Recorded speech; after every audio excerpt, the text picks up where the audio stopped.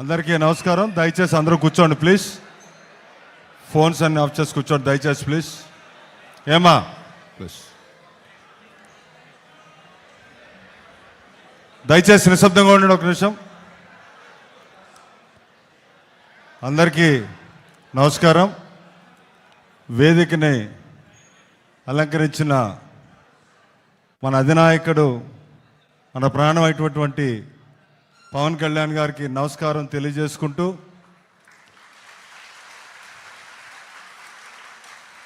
అదేవిధంగా మరి ఇక్కడికి వచ్చిన ప్రతి ఒక్క జనసేన నాయకులకి, కార్యకర్తలకి, వీర మహిళలకి అందరికీ కూడా, అదేవిధంగా ఇన్ఛార్జీలు కానీ నాయకులకి కానీ అందరికీ కూడా హృదయపూర్వక నమస్కారాలు.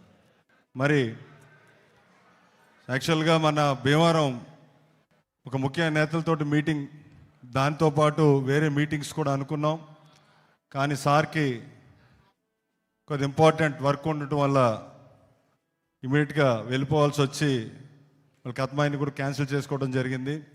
సరే, ఇక్కడికి వచ్చిన వాళ్ళందరూ కూడా మనకి పోటీ చేసి నగ్గిన ఎంపీటీసీలు కానీ, సర్పంచ్లు కానీ, అలాగే వేరే పోరాటం చేసి ఓడిపోయి కూడా మనతోటి ఉండి పార్టీ బలోపేతానికి పనిచేసే ఎంపీటీసీలు, సర్పంచ్లు కానీ, వార్డు మెంబర్లు కానీ, అది ఏ పదవి ఆశించకుండా మేమంటూ ఉన్నామని ముఖ్య నాయకులు అందరూ కూడా ఇక్కడ ఉండటం జరిగిందండి. మరి చాలామంది ఇంకా మిమ్మల్ని కలవలేదని బాధతోటి కూడా ఉన్నారు చాలామంది. నెక్స్ట్ మీటింగ్ మాకు ఒక పెద్ద మీటింగ్ ఇవ్వాలి, మనందరి బాధ్యత కూడా బయట చెప్పాల్సిన అవసరం ఉన్న టైం ఒత్తిడి వల్ల ఒక చిన్న మీటింగ్ చేసుకోవడం జరుగుతుంది. సరే, ఏదేమైనా ఈరోజు మహత్ ఆనందంగా ఉన్న రోజు అందరికీ కూడా. కారణం, మన ఆత్మబంధువు అయిన భీమవరానికి కళ్యాణ్ గారు మళ్ళీ ఇక్కడికి వచ్చి మా అందరి కోరిక అండి, మన అసెంబ్లీకి ఇక్కడి నుంచి వెళ్ళి రాష్ట్ర రాజకీయాల్లో జనసేన మార్పుని చూపించే రోజు ఆసన్నమైంది. తప్పనిసరిగా మా భీమవరం నుంచి మీకు ప్రమాణం చేస్తున్నాం, భీమవరం చరిత్రలో ఎప్పుడూ రానిటువంటి మెజారిటీ తోటి మిమ్మల్ని పంపిస్తామని చెప్పేసి మాకు ఈ అవకాశం కల్పిస్తున్నది మీ అందరూ కూడా హృదయపూర్వక చేస్తూ, మరి ఆయన సందేశం మనం వినాలి. అదేవిధంగా ఆయన మాట్లాడే ముందు ఒక జాయినింగ్, ముత్యాల వెంకటేశ్వరరావు గారు, అందరికీ ఆత్ముడు రత్నం గారు, ఈయన ఉండి శాసనసభ ఎమ్మెల్యేగా పోటీ చేస్తున్నారు. అలాగే ఎక్స్ డిసిసిబి చైర్పర్సన్ చేశారు. రాజకీయాల్లో చాలా ప్రముఖ పాత్ర పోషించి అందరికీ ఒక పెద్దగా ఉండే వ్యక్తి రత్నం గారు. వారి సతీమణి ఉమాదేవి గారిని వేదికపై రావాల్సిందిగా కోరుచున్నాను.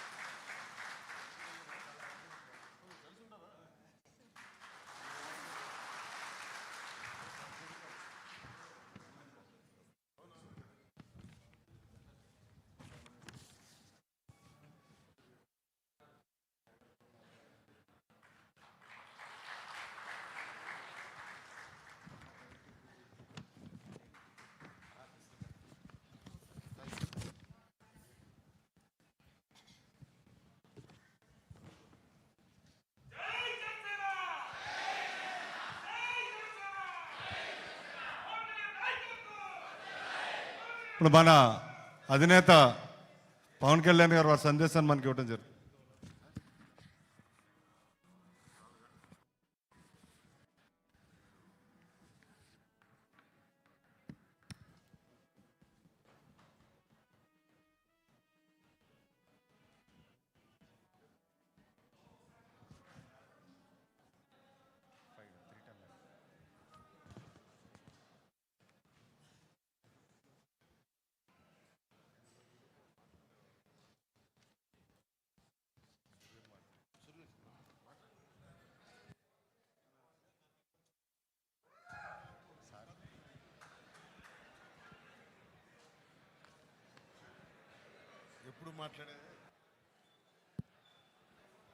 ఎప్పుడు మాట్లాడే సూర్య గారు మాట్లాడడం ఇష్టపడలా.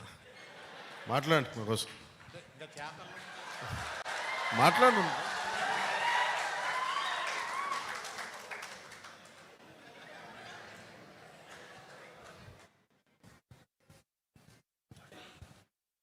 మనందరి ఇష్టదైవం,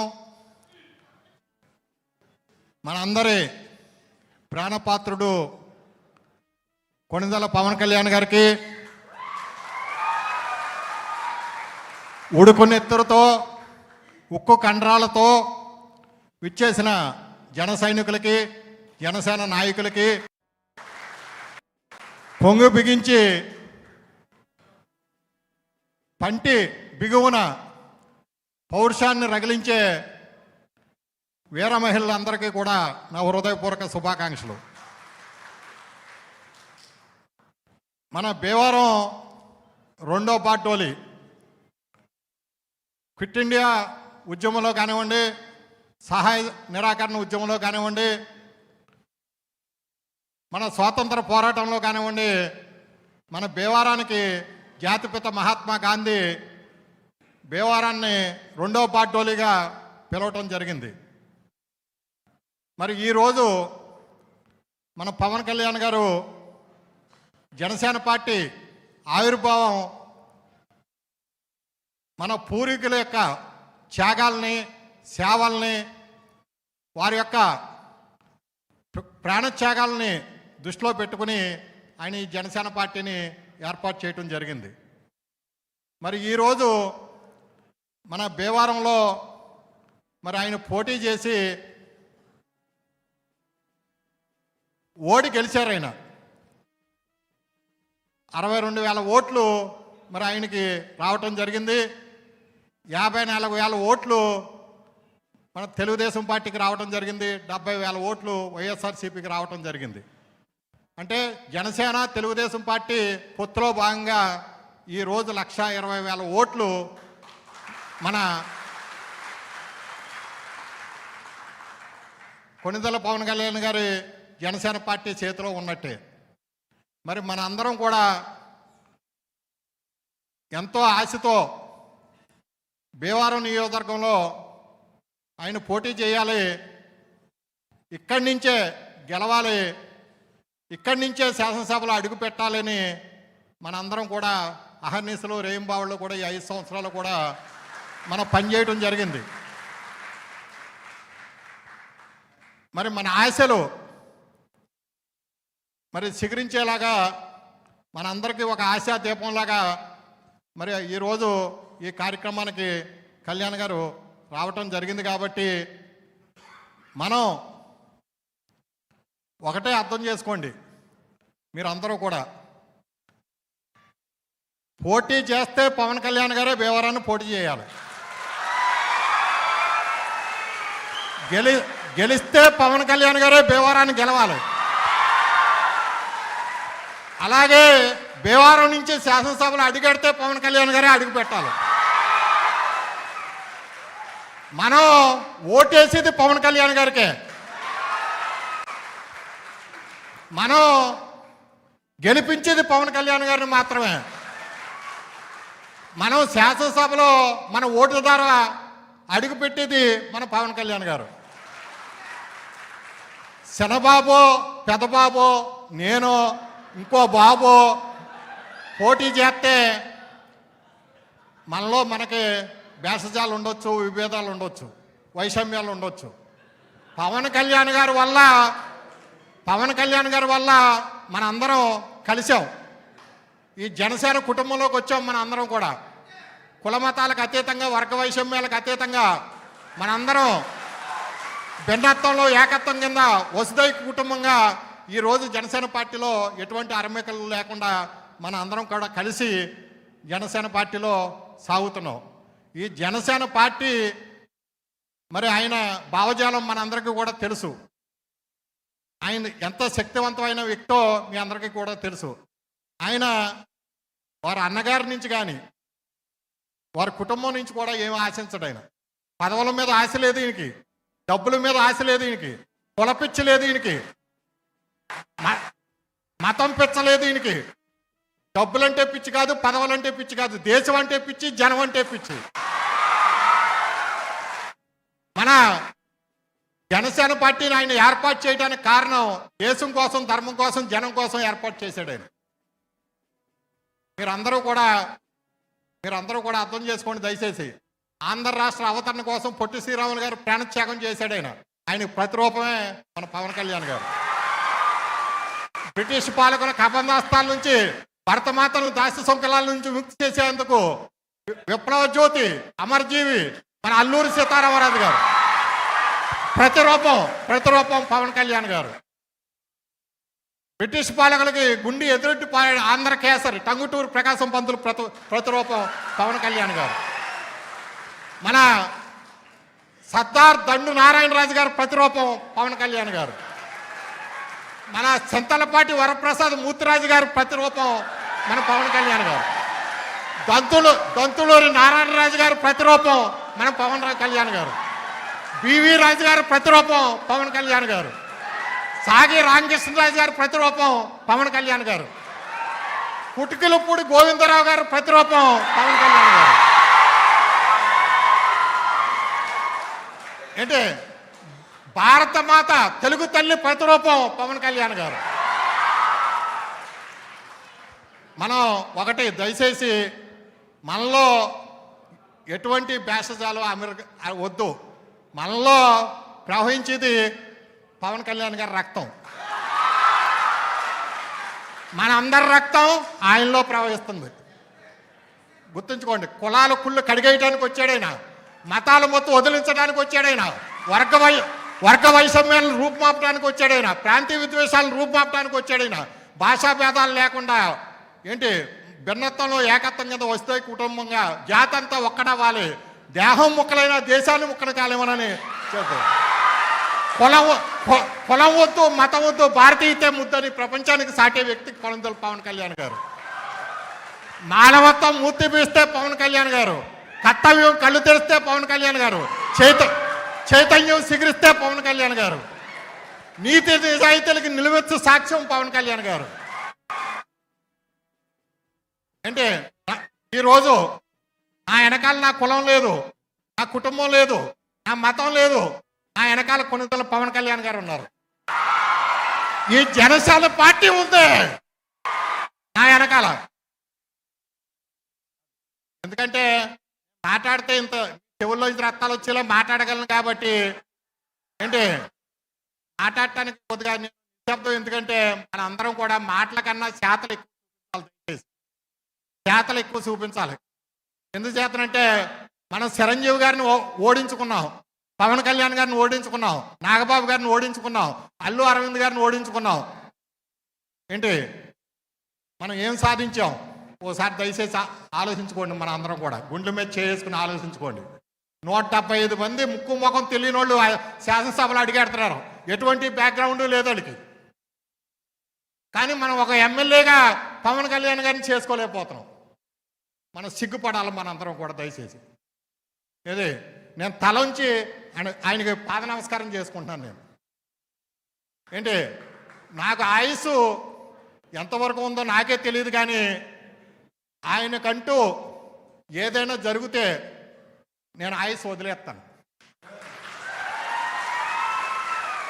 దయచేసి మీరందరూ కూడా ఫోటోల కోసం మనం జనం చుట్టూరు తిరగాలయా? పవన్ కళ్యాణ్ గారి చుట్టూ తిరగటం ఏంటి? ఆయన జనసేన పార్టీ పెట్టింది ఎందుకు? జనం చుట్టూరు తిరగమని, జనం గుండెల్లో మనల్ని స్థానం సంపాదించుకోమన్నాడు ఆయన. ఆయనతో ఫోటో దిగటం కాదు, మీతో 1000 మంది, 1,00,000 మంది, 1,00,00,000 మంది ఫోటోలు దిగి స్థాయికి ఎదగండి ఈ జనసేన పార్టీ ద్వారా.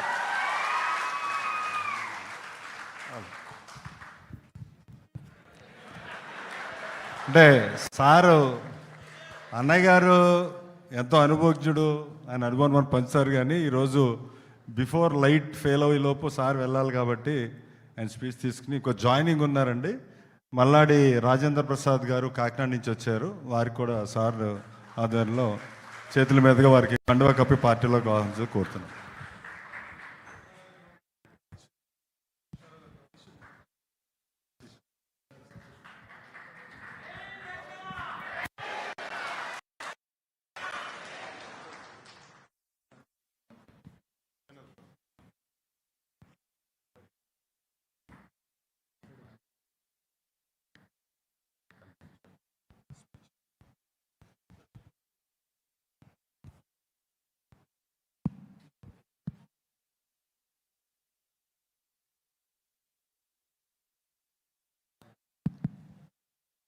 అధినేత పవన్ కళ్యాణ్ గారిని వారి సందేశం ఇవ్వాల్సిందిగా కోరి ప్రార్థిస్తున్నాను.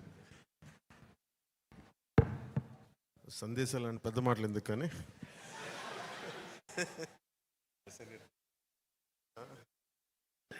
దిశానిర్దేశం అంటే అలాగే నా భావాలు పంచుకుంటాను, అది బెటర్. భీమవరం నేను చాలా తక్కువ మంది వ్యక్తికి నిలబడతాను. నాకు మనిషి నచ్చాలి, మనసు నచ్చాలి. అలా 2009లో నా సన్నిహితులు, నా మిత్రుల ద్వారా పరిచయమైన మన కనకరాజు సూరి గారికి భీమవరం టికెట్ వచ్చేలా నిలబడటానికి ఆయన మంచి మనసు, ఆయన మంచి వ్యక్తిత్వం. ఆయన్ని ఆ రోజున గెలిపించుకోలేకపోయాం, కానీ నా గుండెల్లో ఆయన ఇప్పటికీ ఎమ్మెల్యేనే, కనకరాజు సూరి గారు. అంటే నేను కులాల ఐక్యత అని మాట్లాడతాను, కానీ యాక్చువల్గా క్షేత్రస్థాయిలో కనకరాజు సూరి గారు లాంటి వ్యక్తులే దాన్ని వాస్తవ రూపంలో తీసుకెళ్ళగలరు. అందుకని ఆయన్ని అందరూ దళిత సూర్యుడు అంటారు. క్షత్రియ కులానికి చెందిన వ్యక్తి అయినా కానీ ఆయన దళిత సమాజం గుండెల్లో పెట్టుకున్నాడు. అందుకని ఆయన దళిత సూర్యుడు అంటారు. ఆయన ఇందాక ఆయన అన్న మాటలు, నాకేదన్నా ప్రాణం ఏదైనా ఇబ్బంది అయితే, నా ఆయుష్ అంటే ఎవరైనా సరే మనం నిండు 100 ఏళ్ళు బతకాలి అనుకుంటాం తప్ప నీ ఆయుష్ నాకు ఎప్పుడూ కూడా అనుకోం. ఆయన నిండు 100 ఏళ్ళు బతకాలి, ఆరోగ్యాలతో ఉండాలి. నాకు ఇళ్ళకి వెళ్ళటం కొత్త కాదు. నాకు కనకరాజు సూరి గారు కూడా 2019లో 18లో ఆయన ఇంటికి వెళ్ళి మరీ పిలిచాను, ఆహ్వానించాను పార్టీలోకి. రాజకీయాలకు దూరంగా ఉంటే మీరు రావాలి మీరు అని చెప్పి ప్రత్యేకించి ఆయన ఉన్న పరిస్థితులకు అపార్ట్మెంట్లోకి వెళ్ళిపోయి అపార్ట్మెంట్లో ఉంటే నేను ఆయన ఇంటికి వెళ్ళి మరి ఆహ్వానించాను. అలాగే ఆ రోజున ఎర్రం నారాయణ స్వామి గారి ఇంటికి కూడా వెళ్ళాము. ఆ రోజు కీర్తిశేషులు. నాకెప్పుడు ఈ ప్రజలకి మరింత చేరువయ్యేలాగా, ప్రతి ఒక్కరికి చేరువయ్యేలాగా నాకు భీమవరం నేర్పించింది. 2016-17 ఆ సంవత్సరాల్లో ఇదే హాల్లో కూర్చొని ఎన్ని వేల మందిని కలిసానో నాకే తెలియదు. మనుషులతో ఎలా మెసలాలి, సమస్యలు ఎలా వినాలి, ఇవన్నీ నాకు మన భీమవరం, మన ఈ హాల్ నేర్పించింది నాకు.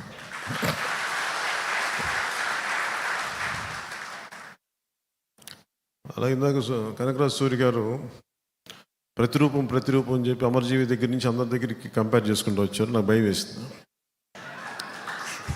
అంటే నేను ఎప్పుడు కూడా పెద్దలతో ఎప్పుడు పోల్చుకోను. వాళ్ళు ప్రతిరూపం కాదు మనం. ఆయన పెద్ద మనసు అన్నారు, కానీ నా ఉద్దేశంలో ఏముంటుందంటే వారి భావాల్ని ఎంతో కొంత తీసుకెళ్ళడానికి ప్రయత్నం అయితే చేస్తాం.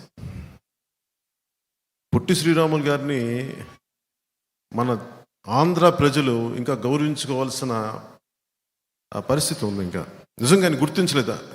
ఎవరి బలిదానాల మీద ఈ రాష్ట్రం ఏర్పడిందో ఆ వ్యక్తిని ఇంకా మన గుండెల్లో పెట్టుకోలేదు.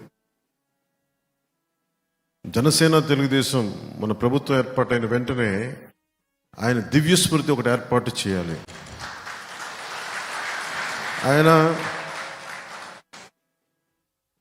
ఆయన ఒక్క వైశ్య కులానికి చెందిన వ్యక్తి కాదు. అంబేద్కర్ గారు ఒక దళిత కులానికి చెందిన వ్యక్తి కాదు, అందరికీ చెందిన వ్యక్తి. ఆయన అన్ని కులాలకు చెందిన వ్యక్తి అంబేద్కర్ గారు. అల్లూరి సీతారామరాజు ఒక క్షత్రియ కులానికి చెందిన వ్యక్తి కాదు, సమస్త మానవాళికి చెందిన వ్యక్తి అల్లూరి సీతారామరాజు. కానీ దురదృష్టవశాత్తు మనం దూరం చేసుకున్నాం ఇలాంటి మహానుభావులందరినీ. ఒక అల్లూరి సీతారామరాజు గారు కానీ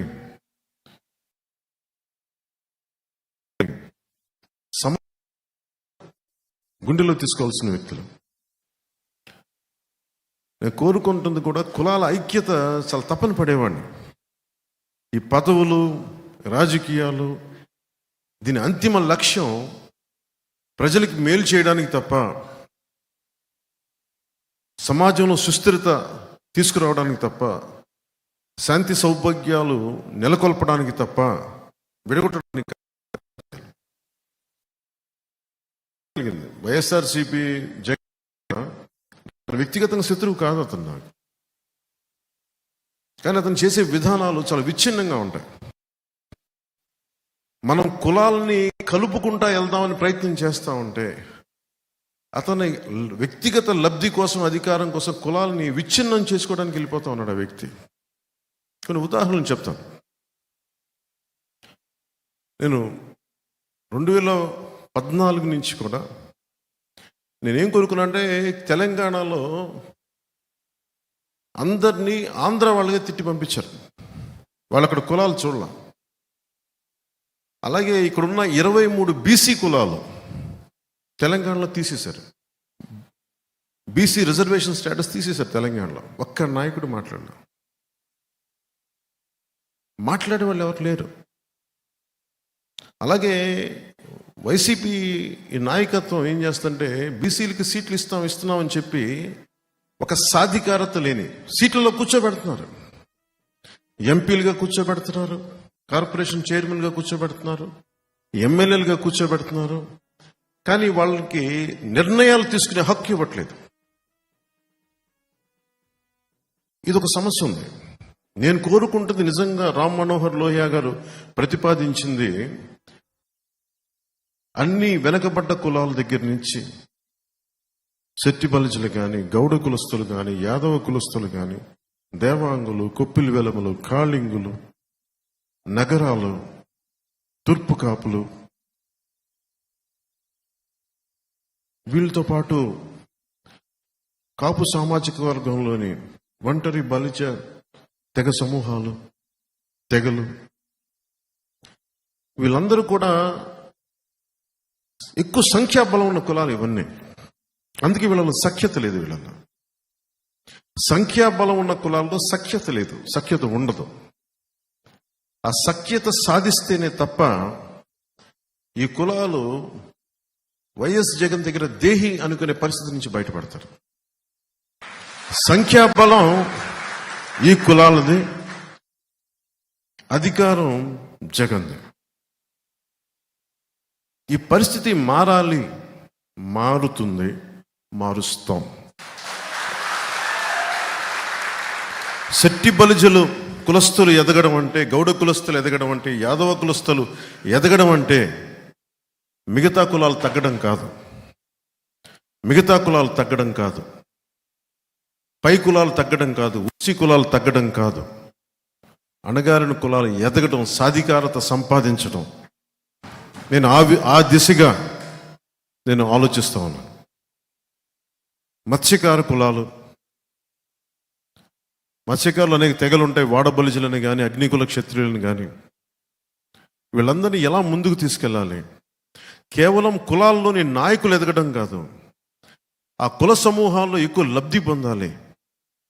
వాటి దిశగా ఎలా అడుగులు వేయాలి? పబ్లిక్ పాలసీలు ఎలాంటి పరిస్థితులు తీసుకురావాలి? నాయకులు చాలామంది కులాలని వాడుకొని ఎదుగుతున్నారు తప్ప కులాలకి నిజంగా ఆ లబ్ధి పొందట్లేదు, చేకూరట్లేదు. ఆ పరిస్థితి మారాలి. ఆ విధంగా ఏ విధంగా నిర్ణయాలు తీసుకుంటే పరిస్థితులు మారుతాయి, అవన్నీ ఆలోచిస్తూ ఉన్నాం. నేను చిన్నప్పటి నుంచి వింటుంది, కోనసీమలో కాపులకి శెట్టి బలిజలకి పడదు, కృష్ణా జిల్లాలో కాపులకి కమ్మవారికి పడదు, భీమవరంలో కాపులకి క్షత్రియ కులాలకి పడదు. ఇలా ప్రతి చోట చెప్తా ఉంటే నేను వచ్చి సాధించగలిగింది ఏంటంటే, నేను కనకరాజు సూరి గారు ఇలా కూర్చొని నిలబడి ఉంటాం భీమవరం. నేను 2016 నుంచి నేను ఒక సోషల్ ఇంజనీరింగ్ ప్రక్రియ మొదలుపెట్టాను. ఇద్దరు శెట్టి బలిజలకి కాపులకి పడదని ఏంటంటే, అసలు ఎందుకు పడాలి, ఎందుకు ఇబ్బందులు ఉంటాయి వీళ్ళందరికీ ఆలోచించి ఎందుకంటే నాకు ఒక అదృష్టం ఏంటంటే, సినిమాలో ఉండటం వల్ల నాకు అన్ని కులాల్లో అందరు అభిమానులు ఉన్నారు. పచ్చబొట్లు పొడిపించుకునే అభిమానులు, గుండెల్లో పెట్టుకునే అభిమానులు. 2016-17 పోరాట యాత్ర చేస్తున్నప్పుడు పాయకరావుపేటలో నా కోసం తోరణాలు కడతా విద్యుద్ఘాతానికి గురై ఇద్దరు యువకులు చనిపోయారు. నేను పరామర్శకు వారి ఇంటికి వెళ్తే సెట్టిబల్జి కులానికి చెందిన నా అభిమాని, రజక కులానికి చెందిన అభిమాని. నేను ఇన్ని కులాల అభిమానాన్ని పొందిన వాడిని.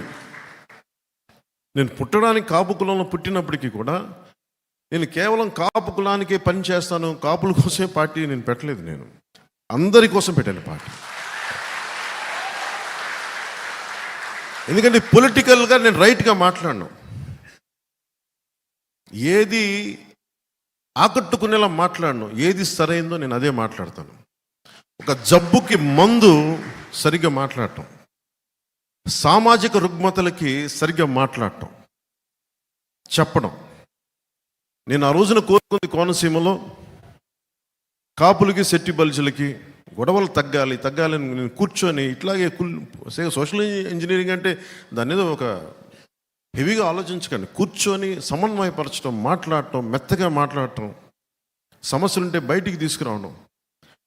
ఆ రెండు గ్రూపుల్ని నేను ఎక్కడో ఒక చిన్న ఇలాంటి హాల్లో మొదలు పెడితే ఈరోజు అది నిన్న ఎక్కడి దాకా వచ్చిందంటే కోనసీమ జిల్లాకు చెందిన వాసంశెట్టి సుభాష్ అని సెట్టిబల్జుల యువకుడు, అలాగే గంధం పల్లం రాజుని కాపు కులానికి చెందిన యువకులు, అలాగే బాలయోగి గారి అబ్బాయి హరీష్ అని మీద తెలిసిన దళిత కులానికి చెందిన వ్యక్తులు, అలాగే ఈ చిక్కాల గణేష్ గారు, వీళ్ళందరూ కూడా ఏకమై నేను ఏదైతే చెప్పానో దాన్ని తూచా తప్పకుండా పాటించి ఈ రోజున దాదాపు ఎక్కడికి వెళ్ళినా కాపు కులస్తులు సెట్టిబల్జులకు ఆహ్వానం పలుకుతున్నాను అని చెప్పి మైత్రి భోజనాలు, కార్తీక మాసంలో వన భోజనాలు పెడుతుంటే నాకు ఎంత ఆనందం వేసిందంటే వాళ్ళందరినీ చూస్తే. అందుకు నేను హక్కును చేర్చుకున్నాను. భావితరానికి కావాల్సిన నాయకులు కులాలని విడగొట్టేవాళ్ళు కాదు, కులాలని కలుపుకుంటూ మనకి అభివృద్ధి పదం వైపు తీసుకెళ్లేవాళ్ళు. నేను అలాంటి యువకులు ఏ పార్టీలో ఉన్నా నేను గుండెల్లో చేర్చుకోవడానికి, హక్కును చేర్చుకోవడానికి, కొంతమంది తెలుగుదేశం వేరే పార్టీలో ఉన్న వాళ్ళందరినీ పక్కన కూర్చోబెట్టుకుని నేను ఒకటే చెప్పాను, మీరు రాష్ట్ర భవిష్యత్తుకి మీరే నాయకులు, భవిష్యత్తులో మీరు. అలాగే మన పశ్చిమ గోదావరి జిల్లాలో కానీ అన్ని జిల్లాల్లో కూడా కొత్త నాయకత్వం రావాలి. చాలామంది నాయకులు 80-90లో అలసిపోయారు. వారి అనుభవం మనం వాడుకొని, నేను కూడా సినిమా ఇండస్ట్రీలో కూడా నేను ఖుషి అయిపోయిన తర్వాత నా రిటైర్మెంట్ ప్లాన్ చేసుకున్నాను. నాకు ఎంత 29-30 ఉంటే అంతే, వయసు కూడా కాదు. ఎందుకంటే ఇంక నేను ఇప్పటి నుంచి రిటైర్మెంట్ ప్లాన్ చేస్తే తప్ప కొత్త తరానికి అవకాశం రాదు. అలాగే పాలిటిక్స్కి కూడా రిటైర్మెంట్ చాలా అవసరం. ఎందుకంటే కొత్త తరాన్ని రానివ్వాలి అంటే కొత్త తరం నాయకులకి అండగా ఉండాలి. అలాంటి కొత్త తరం నాయకులకి జనసేన ఎప్పుడు వేచి చూస్తూ ఉంటారు. అలాంటి నాయకులు కనిపిస్తే మటుకు నేను రెడీగా ఉంటాను. సో నేను ఆ ప్రయత్నం దిశగా వెళ్తున్నాను. ఇంకొకటి, జగన్ కులాలని విచ్ఛిన్నం చేసే వ్యక్తి. అంటే ఇదందరూ మనం సోషల్ ఇంజనీరింగ్ సంబంధించి సమాజం ఈ రోజున భీమవరం నుంచి నేను పిలిపిస్తా ఉన్నాను. జగన్ అనే వ్యక్తి కులాలని విచ్ఛిన్నం చేసే వ్యక్తి. చాలా మెథాడికల్గా 5-10 మంది బీసీ కులస్తులకి ఇచ్చేసి నేను బీసీలకి చేస్తున్నానని ఒక మాయ చెప్తాడు, కానీ వాస్తవానికి జరుగుతుంది మనం గ్రహించాల్సింది మన కళ్ళ ముందే ఉన్నాయి అన్నీ. వాటన్నిటిని క్రోడీకరించుకొని ఇతని వ్యక్తిత్వం ఏంటి అని మనం ఆవిష్కరింప చేసుకోవాలి. మన నాయకులు కూడా దాని గురించి ఆలోచించాలి. ఉదాహరణకి తూర్పుగోదావరి జిల్లాలో ఈ ఎమ్మెల్యే, ఆయన పేరేంటి, మన ఎమ్మెల్సీ అనంతబాబు, మన వైసీపీ ఎమ్మెల్సీ అనంతబాబు అనే వ్యక్తి, అతని కింద పనిచేసే ఒక దళిత కులానికి చెందిన ఒక వ్యక్తిని డ్రైవర్గా ఉంటే ఆ అబ్బాయిని చంపి ఏవో కారణాలు నాకు తెలియదు ఇంటికి తీసుకెళ్ళి మీ అబ్బాయి చనిపోయిన డోర్ డెలివరీ చేశారు. ఈ డోర్ డెలివరీ చేస్తే దీని పర్యవసానం మనం ఎవరు ఊహించం. నాకు చాలా భయం వేస్తా అలాంటి సంఘటనలు జరిగితే. నాకేమనిపిస్తుంటే పైగా అబ్బాయి ఎమ్మెల్సీ వ్యక్తి అతన్ని ఏదో అటు ఇటు మాయ చేసి జైలుకి పంపిస్తే జైలు నుంచి బయటకు వచ్చేటప్పుడు బాస్ ఈజ్ బ్యాక్ అని చెప్పి 10,000 మందితో ఊరేగింపు చేస్తే సమాజంలో ఎలాంటి సంకేతాలు పంపుతుంది అది మీరు ఊహించుకోండి. నేను రాజమండ్రి మీటింగ్లో కొద్దిమంది చెప్పాను, నేనే దళిత కులానికి చెందిన యువకుడినైతే నా దళిత కులానికి చెందిన ఒక వ్యక్తిని కారణాలు ఏవైనా ఉండొచ్చు చంపి ఇంటిలో శవాన్ని అప్పగిస్తే చంపిన వ్యక్తి కాపు కులానికి చెందిన వ్యక్తి అయితే నేనేం ఆలోచిస్తానంటే సహజంగానే అనంతబాబు చంపాడు అంటాను ఫస్ట్. ఎవ్వరికి కూడా ఈ దాంట్లో వైసీపీ ఎమ్మెల్యే చంపాడని మన అంటలో, వైసీపీ పార్టీ వాళ్ళు చంపారని మన అంటలో, అనంతబాబు చంపాడు. అనంతబాబు ఎవరు? కాపుల కులానికి చెందిన వ్యక్తి. దీనివల్ల ఏం జరుగుద్ది? అసలు కాపు సమాజానికి ఏమాత్రం సంబంధం లేని ఒక సంఘటన అనంతబాబు అనే వ్యక్తి వల్ల దళిత కులానికి తెలియకుండానే కాపుల మీద శత్రుత్వం పెరిగిపోతుంది. పుట్టి పుణ్యానికి ఇందులో ఏ కాపు కులానికి ఏ కాపు సంఘాల నాయకులకి సంబంధం లేదు. కానీ ద్వేషం మటుకు వ్యక్తి చేసిన తప్పుకి పక్క కులానికి ద్వేషం పెరిగిపోతుంది. అట్లా గొడవలు వచ్చేస్తాయి. ఇది మారాలి, ఇది మార్చాలి. విశ్వనాథ సత్యనారాయణ గారు చెప్పింది అన్ని అనర్థాలకి మూలం మానవ ప్రవృత్తి హేతువు కానీ వాని కులం కానీ జాతి కానీ మతం కానీ ప్రాంతం కానీ కాదు అని ఆయన ప్రత్యేకించి చెప్తారు. అంటే వాడి నేచర్, ఒక వ్యక్తి తాలూకు ఆలోచన విధానం అది మంచి చెడు నిర్ణయిస్తే తప్ప అతని కులం కానీ మతం కానీ జాతి కానీ ప్రాంతం కానీ కాదు. అనంతబాబు చేసిన ఈ ఒక తప్పు జగన్ ఎలా ప్రేరేపిస్తాడంటే విడగొడతాడు కులాలు. మీరు కొట్టుకు చావండి, జగన్ ప్లాన్ ఇదే. సెట్టి బల్జులు కాపులు కొట్టుకోవాలి, సెట్టి బల్జులు కాపులు దళితులు కొట్టుకోవాలి, కాపులు క్షత్రియులు సెట్టి బల్జులు కొట్టుకోవాలి. ఇది ఇంతే.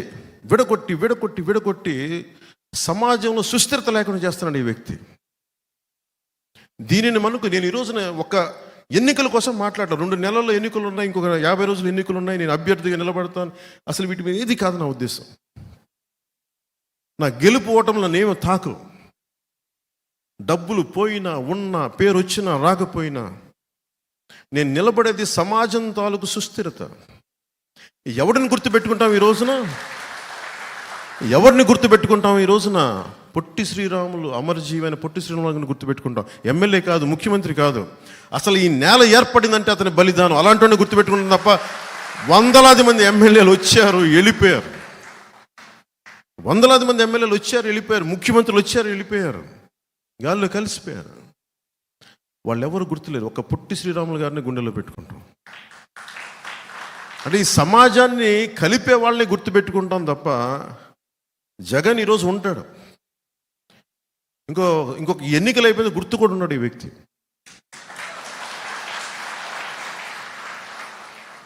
సో మీరు ప్రతిదీ అంటే జగన్ ధైర్యాన్ని మెచ్చుకోవాలి మనం.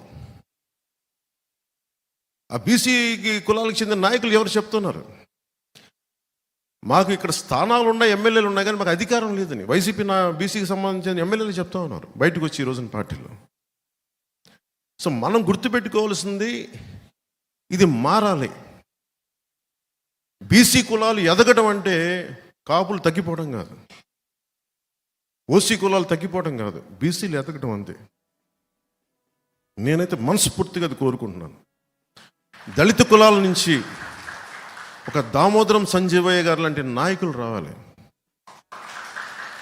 బాలయోగి గారు ఉన్నారు. బాలయోగి గారిని అన్ని కులాలు ప్రేమిస్తారు, అన్ని కులాలు ప్రేమిస్తారు. ఆయన్ని నోరు మంచిదైతే ఊరు మంచితో, వ్యక్తిత్వం మంచిదైతే అందరినీ ఆకట్టుకుంటుంది.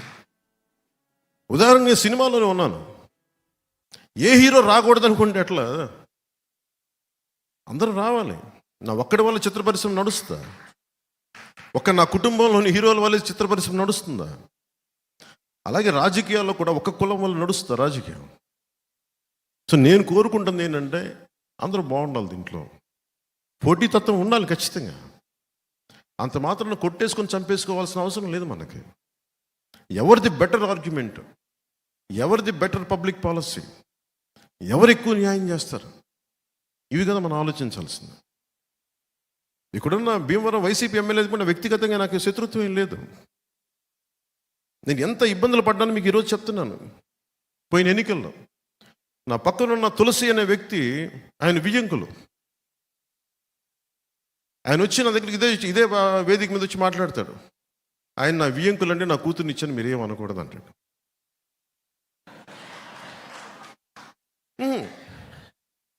మరి నేను మా అన్నయ్య గారిని విభేదించి మరి వచ్చాను రాజకీయాల్లోకి. మా అన్నయ్య గారు కాంగ్రెస్ నుండి బయటకు వచ్చాను. నేను బంధుత్వం వేరు, రాజకీయం వేరు. అన్నదమ్ములు వేరు, రాజకీయం వేరు. కానీ సమస్య ఏమైపోయిందంటే ఎలా చెప్పుకొని నేను ఇవన్నీ బయటికి. కానీ ఇట్లాగే నన్ను ప్రతిసారి అందరూ ముందరకాళ్ళకి బంధాలు వేసి వేసి వేసి వేసి నాకు నిస్సత్తు వచ్చింది. అరే ఏదైనా ఒక మంచి చేద్దామంటే దగ్గరోళ్ళే కూర్చొని ముందుకు వెళ్ళనివ్వరేంటి. కొప్పట్లో కూడా నాకు చిన్నప్పటి నుంచి తెలుసు, ఇదే పార్టీ ఇదే ఇదే క్షేత్రంలో జాయిన్ అయ్యారు ఇద్దరు కజిన్స్. ఇద్దరు నాకు ఆల్మోస్ట్ 16-17 ఏళ్ళ వయసు నుంచి తెలుసు నాకు. నేను ఇప్పుడు అప్పుడప్పుడు కొప్పరికి వెళ్ళేవాడిని, సమ్మర్స్లో వాళ్ళ ఇంట్లో ఉండేవాడిని. వాళ్ళ నర్సపూర్లో థియేటర్ కూడా ఉండేది. ఆ ఇద్దరు కజిన్స్ మధ్య కూడా ఒకరి మీద ఒకరికి పాపం వైసీపీకి వెళ్ళిపోయాడు ఆయన, మన పార్టీలో జాయిన్ అయ్యి. ఆ అబ్బాయి మన పార్టీలో ఉన్న కజిన్ మీద కేసులు పెట్టేశాడు.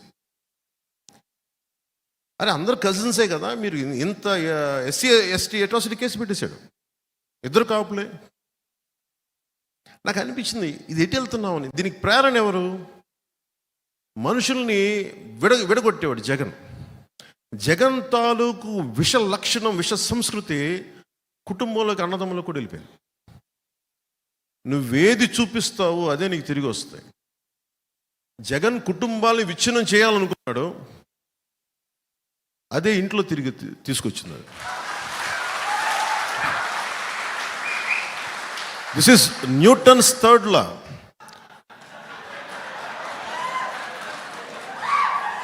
నువ్వేది చెయ్యాలనుకుంటావో చర్యకి ప్రతిచర్య ఉంటుందంట. అదేదో న్యూటన్ అదే స్పిరిచువల్ లా, అది నాట్ జస్ట్ ఫిజికల్ లా. నువ్వు ఏది చెయ్యాలనుకుంటావో అదే నీకు తిరిగి వస్తుంది. నువ్వు నేర్పిన విద్య నీరజాక్ష అంటావు. పాపం రాజశేఖర రెడ్డి గారు చాలా కష్టపడి డబ్బులు సంపాదించారు, అన్ని వేల కోట్లు సంపాదించి పాపం ఇద్దరు బిడ్డలకి సమానంగా ఇస్తే ఆ సంపాదన ఇవ్వలేదు చెల్లికి. చాలా బాధ కలిగించే అంశం ఇది. పాపం సాక్షి పేపర్లో వాళ్ళకి రావాల్సిన వాటా ఉంది, ఇవ్వలేదు. భారతీయ సిమెంట్స్లో ఇవ్వాలి వాటాలు, ఇవ్వలేదు. పాపం ఆవిడ ఈ రోజున పడుతున్నాయి. ఎంత నిజం బాధ వేసింది. పాపం మరి ఇవ్వాలి కదా, సొంత చెల్లికి ఇవ్వాలి, ఇవ్వడు ఇతను. సొంత చెల్లికి ఆస్తి ఇవ్వనోడు మనకి ఎలా వాటాలు పంచుతాడబ్బా? మీరు ఆలోచించండి.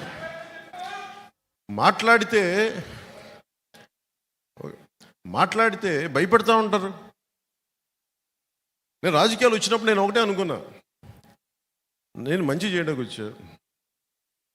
చాలామంది పెద్దలను కలుపుకెళ్తా, జ్ఞానుల్ని కలుపుకెళ్తా, మేధావుల దగ్గరికి వచ్చి తల ఉంచుతా, అనుభవజ్ఞుల దగ్గర నా శిరస్సుని వాళ్ళ పాదాల దగ్గర పెడతా.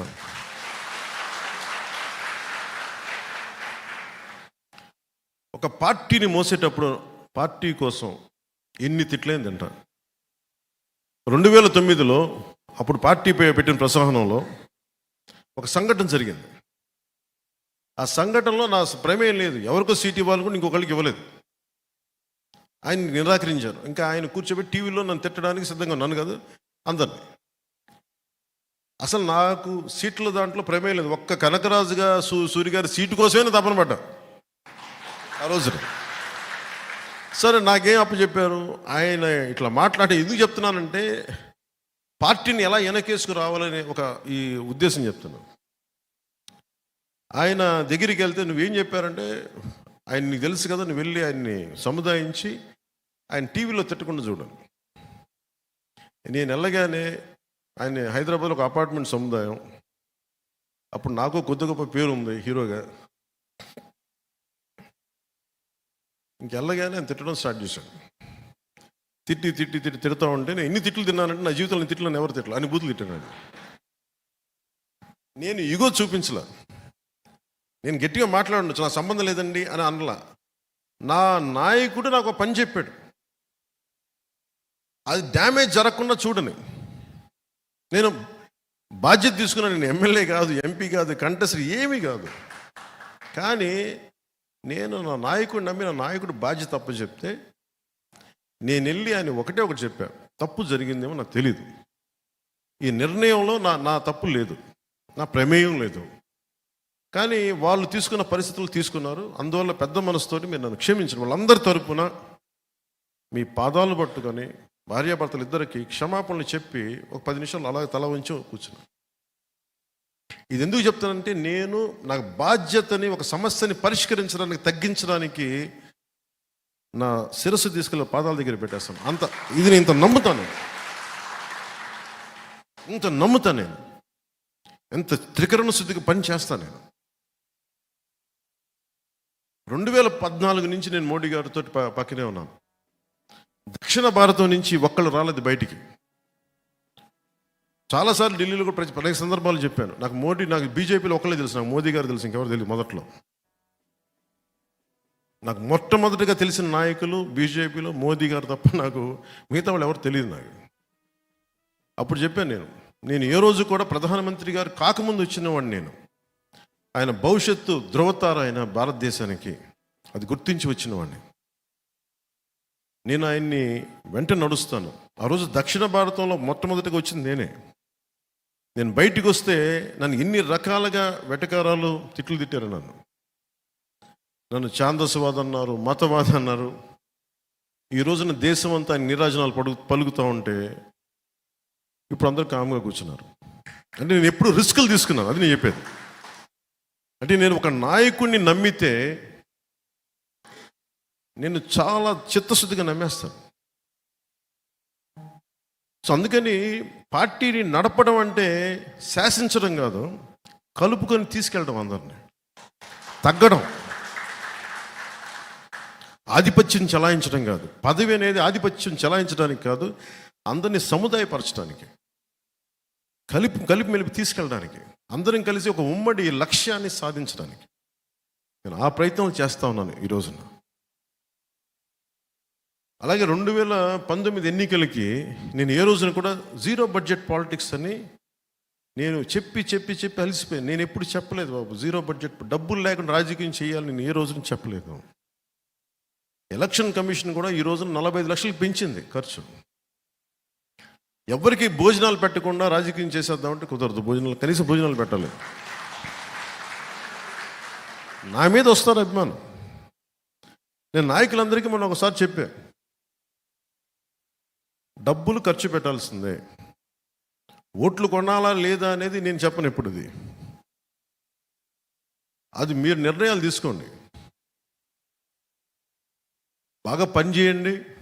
అసలు ఓట్లు కొనలేని పరిస్థితికి ఉంటే సంతోషం. అది మన అందరం ఏంటి, ఒక అందమైన అబద్ధంలో బతుకుతున్నాం. దేశం అంతా అందరూ వేల కోట్లు ఖర్చు పెడతారు, కానీ ఎవరు మాట్లాడరు దాని గురించి. అందరూ సైలెన్స్ చెప్పి అలా కూర్చుంటారు.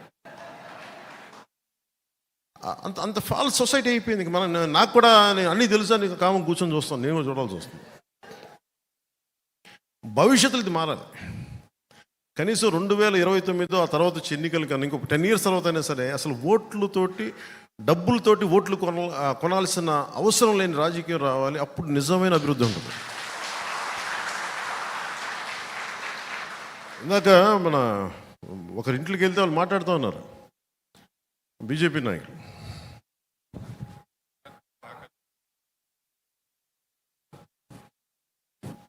బాగా సత్యనారాయణ గారి ఇంటికి వెళ్తే ఇందాక ఆయన మాట్లాడింది, అప్పులు తెచ్చి మగాడం అంటాం ఏంటి? అభివృద్ధి చేసి కదా నువ్వు మగాడం అనాల్సిందే. అంటే ఆయన ఏంటి, నేను బటన్లు నొక్కాను ఒకటి ఏం, నువ్వు అప్పులు తెచ్చే బటన్లు నొక్కుతున్నావు, అభివృద్ధి చేసే బటన్లు నొక్కు. అప్పుడు కదా నీకు సలాం అంటావు, నీకు అప్పుడు కదా శభాష్ అంటావు నీకు. అంటే వ్యక్తిగతంగా నీకు ఆస్తులు పెరిగిపోతూ ఉన్నాయి. అంటే ఇవన్నీ చూస్తామంటే మనకి రెండు ఉన్నాయి. జనసేన టీడీపీ వస్తే మీకు ఈ పథకాలు ఆపేస్తారని ఉంది. జగన్ ఏం చెప్తున్నాడు మన అసెంబ్లీలో కూడా, భవిష్యత్తులో ఏ ప్రభుత్వం పథకాలు ఆపలేదు, అంత పగడ్బందీగా పథకాలు పెట్టాను అన్నాడు. దాన్ని బట్టి మీకు అర్థమవుతుంది కదా, మేము వచ్చిన పథకాలు కంటిన్యూ చేస్తామని అతనే చెప్తున్నాడు. అందరికీ చెప్పండి, మనం వచ్చిన పథకాలు ఎలా కంటిన్యూ అవుతాయి? కాకపోతే మేము అభివృద్ధి కూడా చేస్తాం పథకాలతో పాటు. ఇతను అప్పులు తెచ్చి ఫైనల్గా అతను డబ్బునోడు అయిపోతున్నాడు బాగా విపరీతం. చెల్లి కూడా డబ్బులు ఇవ్వట్లేదు పాపం. బాబు తెలంగాణలో ఇబ్బంది పెట్టేసి ఇప్పుడు ఆంధ్రాకు వస్తే ఆంధ్రాలో కూడా ఇబ్బంది పెట్టేస్తున్నాడు. ఇంకో నీచపు లక్షణం వైసీపీ కంటే కూడా జగన్ అనుచర వర్గానికి ఏంటంటే, బాధపడకండి బాబు, మిమ్మల్ని అన్నాను కొంచెం భరించండి నేను చెప్పే మాటలు. టీవీలో ఎవరిని చూస్తుంటే వైసీపీలో వాళ్ళకి చెప్తాను. అంటే నేను రకరకాలుగా సోషల్ మీడియాలో మీరు తిట్టేసి, అందరూ వైసీపీ అని చెప్పను కానీ కొద్దిమంది తిట్టే వైసీపీ నాయకులు ప్రత్యేకంగా చెప్తున్నారు. మీరు నన్ను తిట్టిన ఇలాంటికి భయపడి వెనక్కి వెళ్ళిపోయే వ్యక్తిత్వం నాకు లేదు. One man's courage makes a majority అంటాం. ఒక్కడికి ధైర్యం ఉంటే లక్షలాది మందికి వెన్నెముక నిటారుగా నిల్చుంటాం. సో నేను ఒక్కడి నుంచుంటాను. 2014లో ఒక్కడే నుంచుంటే ఇంతమంది లక్షలాది మంది సైన్యం కదలేరు. ఒక్కడు నుంచొని పార్టీ ఓడిపోయిన నిలబడితేనే పాపం కష్టాల్లో ఉన్న తెలుగుదేశం పార్టీకి ఓడిపోయిన మనం చెయ్యి అందించి పైకి లాగి.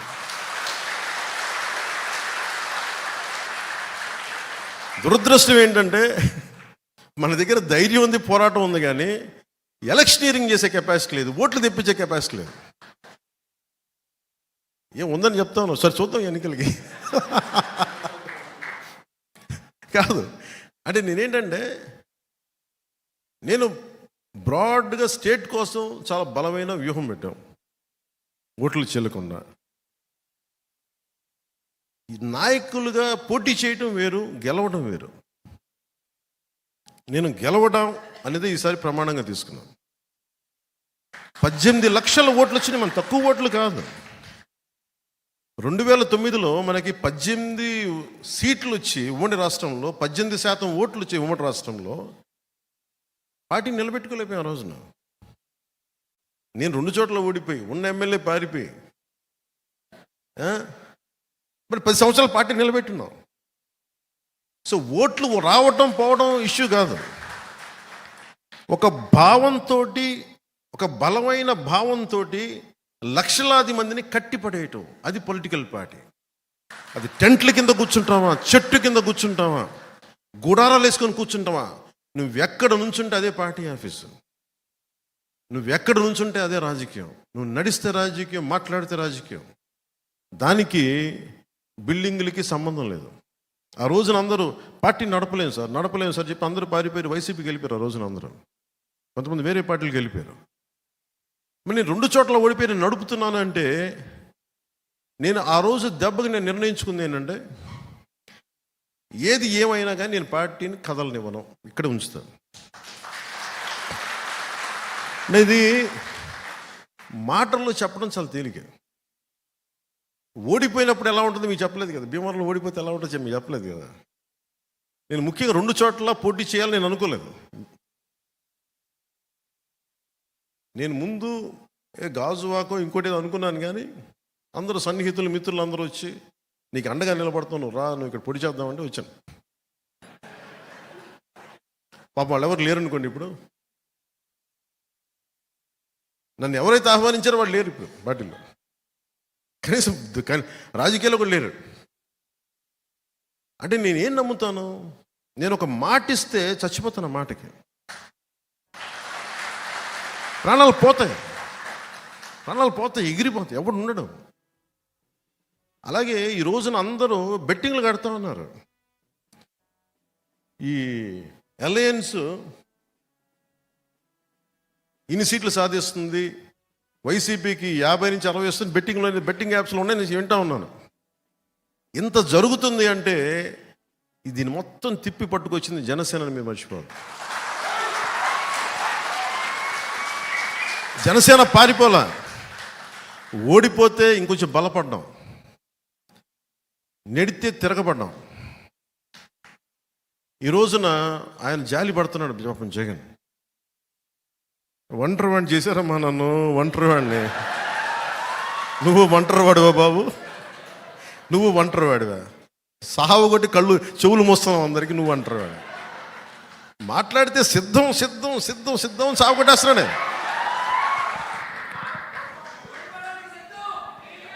అలాగే ఆయన సిద్ధం దేనికో చూద్దాం. నువ్వు సిద్ధం అంటే మేము యుద్ధం అంటాం. కానీ యుద్ధం చేయాల్సినంత గొప్పడా కాదని మనం నిర్ణయించుకోవాలి. నేను అనుకున్నా, నాకు అందరు చెప్పారు, సార్ ఆయన సిద్ధం పోస్టర్లు పెట్టేస్తారు సార్, మీరు కూడా ఇలా పెట్టి ఇట్లా అనాలి ఇలా అనాలంటే, అప్పుడు నేను సినిమాలో కూడా చేయను ఇలాంటి పంచ్ డేలో ఊరికన్నా. అంటే నేను కూర్చోబెట్టి నువ్వు సిద్ధం అంటే అతను వాళ్ళు ఏం ఎక్స్పెక్ట్ చేస్తారు వైసీపీ వాళ్ళు? యుద్ధం, గుర్తుపెట్టుకో. అట్లా నాకు ఎలా ఉంటుందంటే, నేను సినిమాలో చెప్పడానికి కూడా ఇబ్బంది పడుతున్నాను. అది చాలా సిల్లీగా ఉంటుంది నాకు.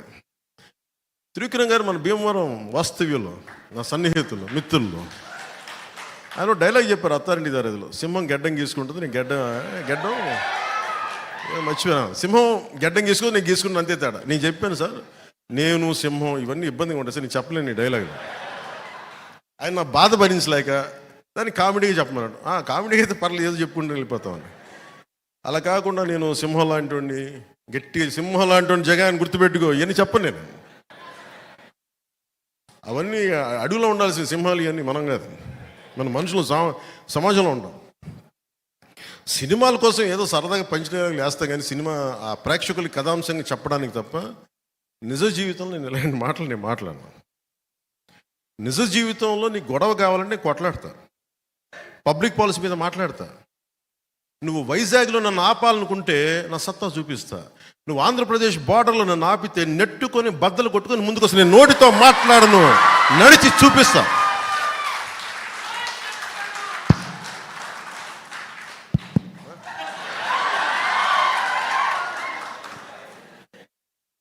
నడిచి చూపిస్తాం.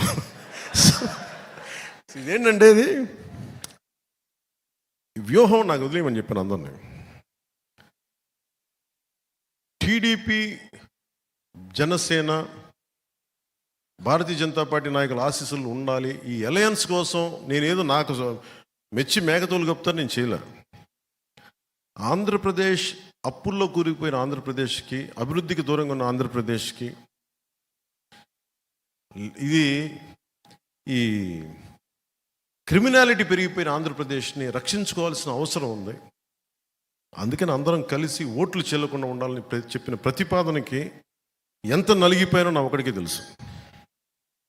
ఈ రోజున అందరూ ఎమ్మెల్యేలు, ఎంపీలు ఏదన్నా అవుదాం కానీ దాన్ని ఓటు అందరూ బలంగా ఉన్నారు ఈ రోజున. ఈ బలానికి కారణం నేను పడ్డ మామూలు నలుగుడు కాదు. దీనికి ఎన్ని చీవాట్లు తిన్నానో జాతీయ నాయకుల దగ్గర మీకు తెలియదు, అన్ని చీవాట్లు తిన్నాను. నేను ఒకటే 2 చేతులు పెట్టాను, సార్ మా రాష్ట్రం సార్ ప్లీజ్ సార్ ప్లీజ్, ఇంతే దండం పెట్టి ఈ రోజున జరిగింది. నేను ఎప్పుడు జనసేన పార్టీ ప్రయోజనాలు ఆలోచించాల, ఆంధ్రప్రదేశ్ ప్రజల ప్రయోజనాలు, తెలుగు ప్రజల ఐక్యత ఆలోచించాలి. సో దీన్ని దృష్టిలో పెట్టుకొని నాకు మనందరం బాగుండాలి, ఈ అలయన్స్ బలంగా నిలబడాలి. మనలో మనకి చిన్న ఇబ్బందులు ఉంటాయి, కొన్ని త్యాగాలు ఉంటాయి, ఇవన్నీ కొన్ని తప్పవు. కానీ త్యాగం చేసిన ప్రతి ఒక్కరికి గుర్తింపు వచ్చేలాగా రేపొద్దున్న ఎంపీటీసీలు కానీ జడ్పీటీసీలు కానీ స్థానిక ఎన్నికలు ప్రతి దాంట్లో 3వ వంతు జనసేన బలంగా తీసుకునేలాగా నిలబడేలాగా మనం ఓటు ట్రాన్స్ఫర్ కనుక జరిగితే టీడీపీని మనం వదిలేసిన చోట్ల, టీడీపీని నుంచున్న చోట్ల జనసేన ఓటు ట్రాన్స్ఫర్ అయితే మటుకు రేపొద్దున స్థానిక ఎన్నికలకి అదే మీకు బలం అవుతుంది, మర్చిపోకండి. అలాగే 3వ వంతు మహిళలకు కూడా రిజర్వేషన్లు కూడా భవిష్యత్తులో వచ్చే 29లో రాబోతుంది. అది మీరు మహిళా నాయకులు కూడా మీరు ఇప్పటి నుంచి కష్టపడితే అది మీకు కూడా అది బంగారు దారి ఇచ్చినట్టు అవుతుంది. అందుకని మనస్ఫూర్తిగా నాకు ఈ అవకాశాన్ని ఇచ్చిన మా నాయకులందరికీ, ఆడపడుచులందరికీ, మహిళా నాయకురాలందరికీ, ఈరోజు పార్టీలో జాయిన్ అయిన శ్రీ రత్నం గారికి, మరి సతీమణి ఉమాదేవి గారికి, అలాగే మన మల్లాడి రాజేంద్ర ప్రసాద్ గారికి ప్రత్యేకించి నా హృదయపూర్వక ధన్యవాదాలు. ఈ వేదిక పైన ఉన్న మా నాయకులందరికీ కూడా పేరు పేరున హృదయపూర్వక ధన్యవాదాలు, నమస్కారాలు. యాక్చువల్లీ ఇది వెంటనే నేను వెళ్ళిపోవాలి ఇవన్నీ కాదు, కానీ నాకు ఒక్కడనే అయిపోయాను. 2019లో అప్పుడున్న నాయకత్వాన్ని లాగా నాకు ఎవరు 10 మంది 20 మంది నాయకులు లేరు. లక్షల మంది నన్నే మాట్లాడాలనుకుంటారు. నేను చిన్నబాబు గారిని పెట్టి చిన్నబాబు గారు కాదండి నాకు నీతోనే మాట్లాడాలంటారు. కార్యకర్త నుంచి నాయకుల దాకా లక్షలాది మంది నాతో మాట్లాడాలని టైం సరిపోవట్లేదు. అందుకని ఆ కష్టాలకి నేను అటు ఇటు తిరుగుతున్నాను. అందుకే మొన్న నుంచి రావాలని ఏం లేదు. భీమవరం తిరగాలి, భీమవరంకి రావాలి అన్నీ ఉన్నాయి. కానీ ఏం వేసినా కానీ వైసీపీ వ్యతిరేక ఓటు చెల్లకుండా ఉండాలంటే దాని మీద చేసిన కసరత్తు కొంతకాలం భీమవరానికి దూరం పెట్టింది అంతే. అలాగే ఇక్కడ ఉండే స్థానిక వైసీపీ నాయకులు కూడా మన వాళ్ళు ఇబ్బంది పెడతారేమో వస్తే ఇవన్నీ దృష్టిలో పెట్టుకొని, ఒక్కటి జనసేన తెలుగుదేశం ప్రభుత్వం వచ్చిన వెంటనే లా అండ్ ఆర్డర్ సిచ్యువేషన్ మటుకు చాలా చాలా చాలా బలంగా ఉంది. ఫాల్స్ కేసులు పెట్టినా, ఎలాంటి దౌర్జన్యాలు చేసినా అందరినీ తగు రీతిలో గుర్తించుకుంటాం. భవిష్యత్తులో ఇప్పుడు చేసిన ప్రతిదీ కూడా సరైన విధంగా దాని సరైన రీతిలో స్పందిస్తుంది. దాని గురించి ఏది మర్చిపోలేదు. గతంలో జరిగిన పరిస్థితుల్ని చక్కబెడతాం, సరిదిద్దుతాం, మేము మర్చిపోం. మీరు స్థానికంగా ఏ వైసీపీ ఎమ్మెల్యేని భీమవరం కదా ఎక్కడున్నా కానీ భయపడకుండా మనము తెలుగుదేశం భారతీయ జనతా పార్టీ కలిసి వచ్చిన ఈ రోజున ఏ వైసీపీ శక్తి ఆపలేదు మనల్ని. ఎదురంతా ఒక్కలమే ఉన్నప్పుడే మనల్ని వైసీపీ వాళ్ళు ఏం చేయాలి? ఇంతమంది కలిసి, ముగ్గురు కలిసి ఏం చేయగలరు? మనం ఒక్కలం బ్యారికేడ్లని తన్నుకుంటా ముందుకెళ్ళాం. 151 మంది ఎమ్మెల్యేలు వాళ్ళేం చేయలేదు. ఇప్పుడేం చేస్తారు? వాళ్ళు కూర్చొని ఓడిపోతున్న వాళ్ళు. వాళ్ళ ప్రభుత్వం ఓడిపోతుంది, దానికి సిద్ధంగా ఉన్నారు వాళ్ళు. మనం గెలుస్తున్నాం, గెలిచి తీరుతున్నాం, ప్రభుత్వాన్ని స్థాపిస్తున్నాం. జై జనసేన, జై హింద్.